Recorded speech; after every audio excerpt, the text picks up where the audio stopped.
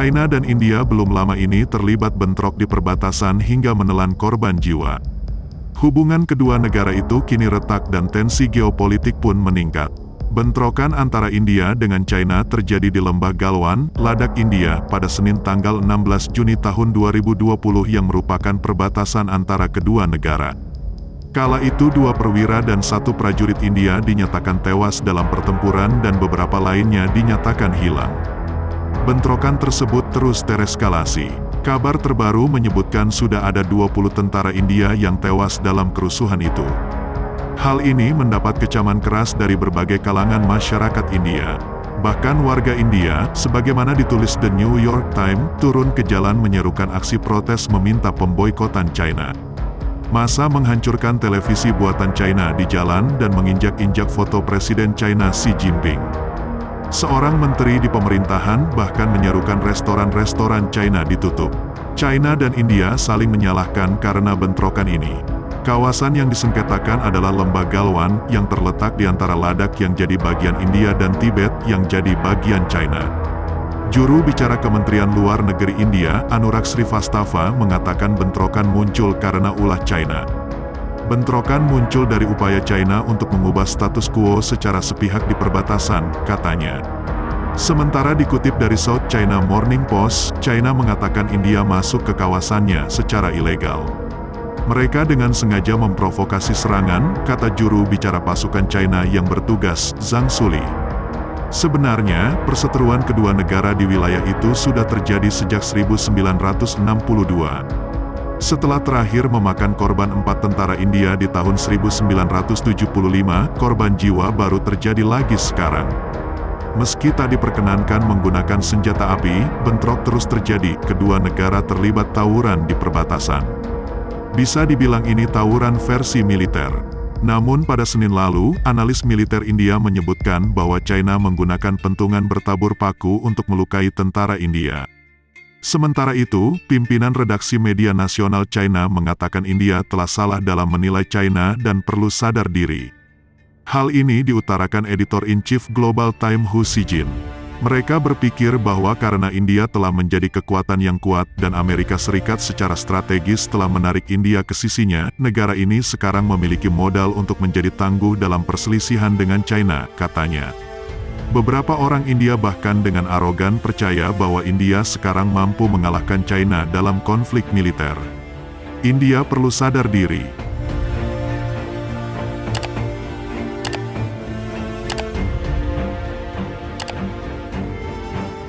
India dan China merupakan 2 negara tetangga yang sama-sama dihuni oleh lebih dari 1 miliar penduduk.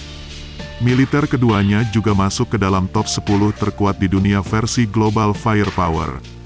Kekuatan militer China berada di peringkat ketiga setelah negeri Paman Sam dan Rusia, kemudian di posisi keempat ada India yang menyusul. Militer China memang masih lebih diunggulkan jika dibandingkan India.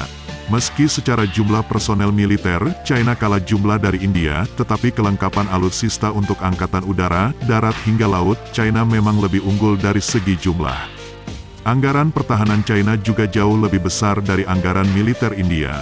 Nominalnya nyaris 4 kali total anggaran militer India. China merupakan raksasa ekonomi terbesar kedua di dunia setelah Amerika Serikat. Meroketnya ekonomi China dan upaya untuk terus melebarkan pengaruhnya di kancah Asia maupun global mendapat sorotan dari banyak pihak. Anggaran militer China pun turut menjadi hal yang dicermati oleh publik. Pasalnya anggaran militer ini mencerminkan ingin sekuat apa suatu negara dan untuk apa kekuatan tersebut diperoleh. China juga menaikkan anggaran untuk pertahanannya hingga 6,6% untuk tahun ini menjadi 178,6 miliar dolar Amerika Serikat. Kenaikan anggaran ini jauh lebih tinggi dari perkiraan analis yang hanya sebesar 3% saja, mengingat ekonomi China juga anjlok karena didera pandemi. Jika secara nominal, anggaran untuk pertahanan China pada 2019 mengacu pada data SIPRI, merupakan yang terbesar kedua di dunia setelah rivalnya yakni Amerika yang bertengger di posisi pertama dengan total anggaran 718,7 miliar dolar. Di posisi ketiga setelah China ada India dengan anggaran mencapai 70,8 miliar dolar dan di peringkat keempat ada Rusia dengan total anggaran pertahanan miliknya yang mencapai 64,1 miliar dolar. Dengan anggaran sebanyak itu, kemana saja alokasinya? Menurut Kementerian Pertahanan Nasional China, pengeluaran pertahanan China dikategorikan ke dalam 3 kelompok, yaitu biaya personil, biaya pemeliharaan pelatihan, dan pembelian peralatan. Militer China perlu mendapatkan sejumlah besar senjata dan peralatan canggih yang mahal untuk menggantikan senjata yang sudah usang, yang konon kabarnya jumlahnya sangat banyak. Hal ini terlihat dari peningkatan alokasi anggaran untuk pos ini sejak 2013. Di samping itu, kenaikan anggaran militer China juga dialokasikan untuk meningkatkan intensitas pelatihan, seiring dengan meningkatnya inflasi, manfaat prajurit dan perwira juga perlu ditingkatkan. China bahkan dikabarkan membangun kapal induk ketiganya dan yang ini adalah versi lebih canggih dari sebelumnya. China juga dilaporkan mengembangkan apa yang disebut senjata pembom jarak jauh. Jumlah senjata modern seperti jet tempur J-20 dan perusak besar tipe 055 dinilai masih kurang dibandingkan dengan jet tempur F-35 dan kapal perang canggih Amerika dan sekutunya di sekitar China. Jika melihat catatan sejarah, China memang tidak pernah berperang dalam beberapa dekade terakhir. Negeri tirai bambu itu sangat bergantung pada pelatihan untuk mempertajam dan mempertahankan kesiapan tempur.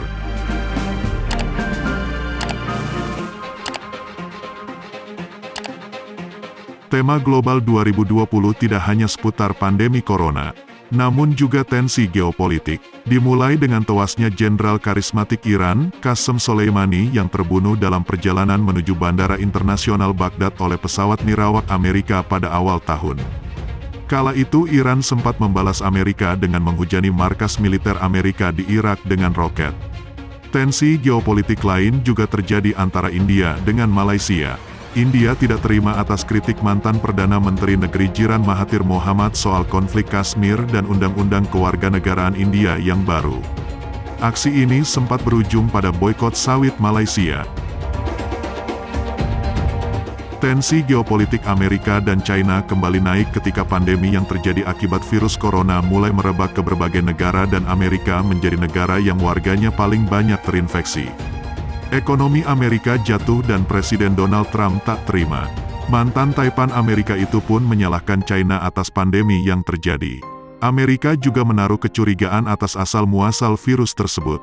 Ketegangan antara keduanya semakin menjadi ketika China meloloskan rancangan Undang-Undang Keamanan Nasional untuk Hong Kong yang dinilai mencederai prinsip satu wilayah dua sistem. Amerika yang makin geram berbagai langkah dan ultimatum keras seperti sanksi ekonomi bahkan sampai menunjukkan taringnya dengan mengirimkan personel militernya ke Laut China Selatan. Amerika juga menekan untuk melakukan investigasi terkait asal mula virus yang pertama kali merebak di Wuhan, China itu. Usulan ini mendapat dukungan dari berbagai pihak, salah satunya Australia. China pun menjadi geram dan menarget negeri kanguru dengan menerapkan bea masuk terhadap impor barlinya. Saat pandemi merebak, harga minyak jatuh bahkan sempat memasuki teritori negatif. Perbedaan pendapat terkait opsi pemangkasan output juga sempat membuat Arab Saudi dan Rusia bersitegang, walau akhirnya melunak untuk kepentingan bersama. Belum genap 1 semester berlalu, sudah banyak sekali ketegangan yang terjadi.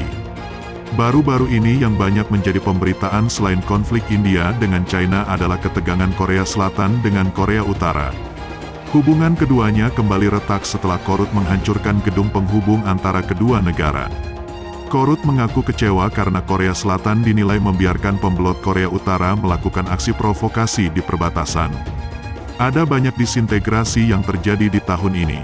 Kondisi ekonomi dan geopolitik global jauh dari kata adem ayem. Pandemi corona bukanlah pemicu utama dari berbagai tingginya tensi geopolitik yang ada. Namun tragedi kemanusiaan tersebut seolah menjadi katalisator berbagai ketegangan yang terjadi. Hal yang ditakutkan adalah ketika banyak letupan konflik terjadi secara regional dan tak menemukan resolusi, dikhawatirkan gesekan akan terjadi di medan tempur dan bisa memicu pecahnya Perang Dunia Ketiga.